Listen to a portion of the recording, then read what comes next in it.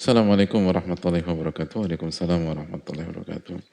Semoga Allah memberikan kesehatan kepada Ustadz serta memberikan rahmat kepada Ustadz dan seluruh kaum muslimin. Amin ya rabbal alamin.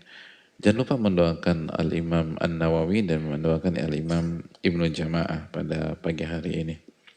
Semoga Allah merahmati mereka berdua dan seluruh ulama-ulama kita. Amin. Ustadz, saya mau tanya bagaimana cara menahan amarah ketika saya melihat orang tua saya dan juga saudara saya bertengkar.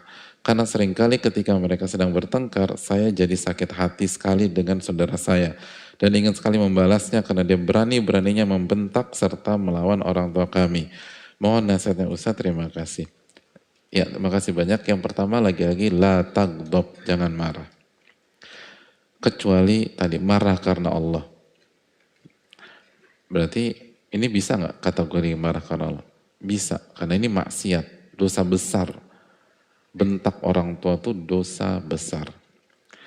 Tapi lihat, marah karena Allah itu tidak menimbulkan pergolakan di dalam hati kita secara negatif. Artinya kita tetap bisa berpikir jernih, terukur, walaupun mungkin kita akan respon dengan suara atau dengan langkah nyata, tapi semuanya itu terukur gitu loh. Nah itu yang harus dilakukan.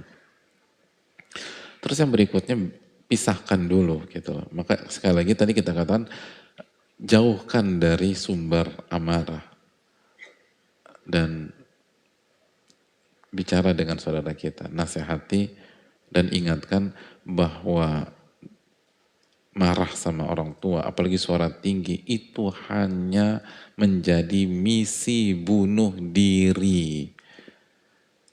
Benar deh hadirin. Saya saya yakin banyak senior-senior kita di majelis ini atau yang ikutin secara online.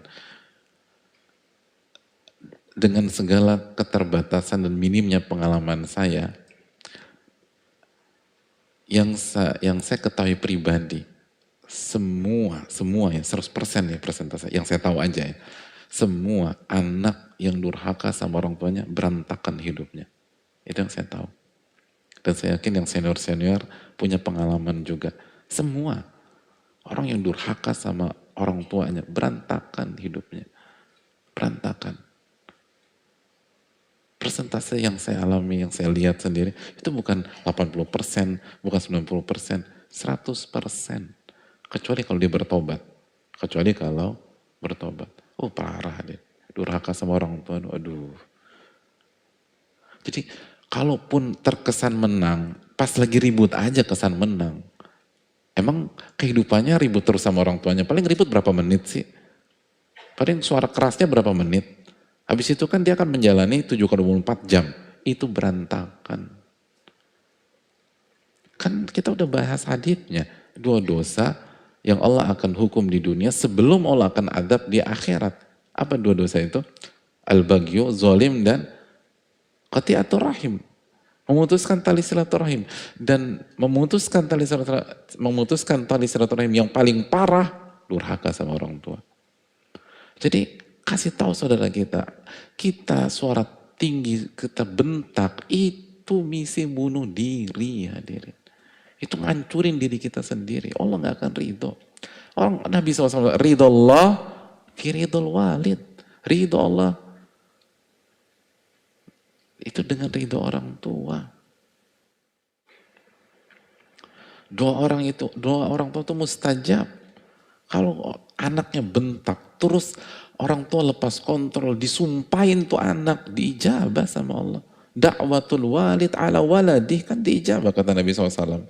Doa orang tua nyumpahin anaknya yang buruk, diijabah sama Allah. Sebagaimana doa orang tua mendoakan kebaikan, diijabah sama Allah. Jadi ya Allah, itu kalau adu mulut sama orang tua segala macam, apalagi kita di posisi salah. Satu-satunya kondisi kita nggak taat itu kalau maksiat. Satu-satunya. Kalau maksiat. Itu pun harus disampaikan dengan lembut, dengan santun, bukan bentak-bentak. Nggak boleh bentak-bentak. Walaupun kita nggak taat karena maksiat. Masih ingat?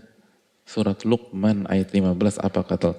Wa in jahadaka, apabila kedua orang tuamu bermujahadah, berjihad. Apa artinya mujahadah? Bersungguh-sungguh membuat sebuah effort, langkah, upaya, ala an tusyrika bima laisa laka bihi ilm, agar kamu melakukan kesyirikan yang kamu nggak tahu ilmunya. Fala tuti'huma, jangan taat sama mereka. Terus apa? Berhenti. Wasahibhuma fid dunya ma'rufa, dan tetap bersahabat dengan mereka berdua di dunia dengan cara yang apa? Baik.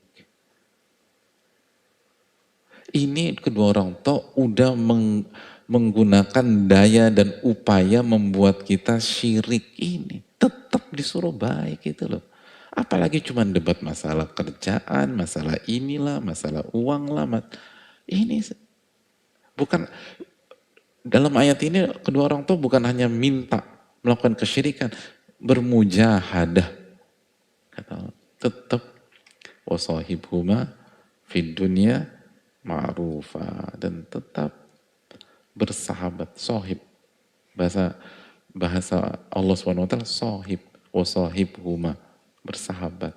Atau kan tahu, sohib bahasa Indonesia, sohib. Dan bersahabatlah dengan keduanya di dunia dengan cara yang baik. Lalu bagaimana dengan yang lain, hadirin? Oleh karena itu nasihatin saudara, suruh minta maaf, bahaya, bahaya. Di dunia bahaya, di akhirat bahaya. Allahu ta'ala a'lam bishawab. Jadi energi kita marah personal itu coba dibagi menjadi marah karena Allah dan khawatir serta kesian sama saudara kita ini kalau dia nggak tobat. Jadi kalau bisa jadi kekhawatiran kita dan kesiannya kita ke saudara kita, kalau dia nggak tobat, kalau dia nggak berubah, itu lebih besar daripada sebelnya kita dia bentak orang tua kita. Karena ini bahaya. Bahaya banget buat anak. Allah ta'ala alam bisawab. Ahsanallahu ilaikum ya Ustaz. Izin bertanya, sebagian orang membenarkan dirinya marah dengan alasan jika marah itu dipendam maka akan ada banyak pikiran membuat dia stres atau bisa menyebabkan stroke. Ya, makasih. Yang pertama, usahakan salam dulu sebelum bertanya. Dalam riwayat as-salam qabla su'al, salam sebelum bertanya. Terus yang kedua, doakan ulama-ulama kita. Doakan Al-Imam An-Nawawi rahimahullah, doakan Al-Imam Ibnu Jamah rahimahullah. Dunia ilmu itu dunia kasih sayang dan dunia bersyukur. La yashkurullah man la yashkurun nas. Enggak bersyukur kepada Allah orang enggak bersyukur sama manusia. Dan ingat didikan Imam Nawawi di Muqaddimah Riyadhus Shalihin. Beliau meminta kita mendoakan beliau, keluarga orang tua beliau, keluarga beliau, guru-guru beliau dan seluruh kaum muslimin. Itu didikan para ulama dan kita harus latihan diri kita seperti itu. Dan ulama kita punya jasa besar sekali. Dan kalau kita nggak jadi orang bersyukur, kita nggak akan berhasil. La in syakartum la azidannakum wa la in kafartum inna adzabi lasyadid. Kalau kalian bersyukur, aku akan tambah. Kalau kalian kufur nikmat, azabku sangat pedih. Surat Ibrahim ayat 7. Dan bersyukur kepada Allah itu salah satu unsurnya, harus bersyukur sama manusia yang berbuat baik sama kita. La yashkurullah man la yashkurun nas. Enggak bersyukur sama Allah orang enggak bersyukur sama manusia. Oke, kita masuk ke, tapi mungkin beliau belum tahu atau mungkin lupa, atau kita kasih uzur, nggak ada masalah. Sebagian orang membenarkan dirinya marah dengan alasan jika marah itu dipendam maka akan banyak pikiran yang membuat dia stres dan bisa menyebabkan stroke. Ya, makasih banyak.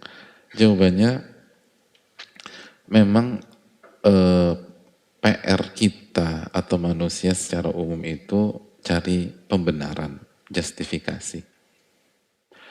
Hanya sedikit orang yang punya mental mengakui kesalahannya sendiri. Yang kedua, nggak ada yang suruh pendam secara mutlak, nggak ada. Tadi kan ada tips. Apa tipsnya? Suruh apa? Suruh minta perlindungan sama Allah. Siapa suruh mendem? Arahkan ke zikir. Zikir bukan dizikirin, bukan dipikirin. Ini apa pertanyaannya?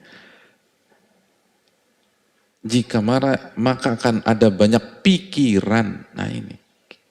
Emang kalau udah pikiran, akan stres. Biasanya. Kita kan nggak, dari tadi kan tipsnya nggak ada yang disuruh dipikirin. Tapi apa? Dizikirin. Nah itu hadirin. Jadi tetap diungkapkan dengan ke arah zikir, isti'adzah, ta'awudz billah, a'udzu billahi minasyaitan. Lalu ingat tentang takdir Allah Subhanahu wa taala, ingat pahalanya gitu loh. Ingat pahalanya. Dan ingat bahwa sebanyak apapun ilmu kita, sebanyak apapun hafalan kita, kalau kita temperamen, kalau kita suka marah-marah, ilmu kita gak bermanfaat. Dan akan menimbulkan kerugian besar. Ini yang bisa disampaikan, jazakallahu khairan.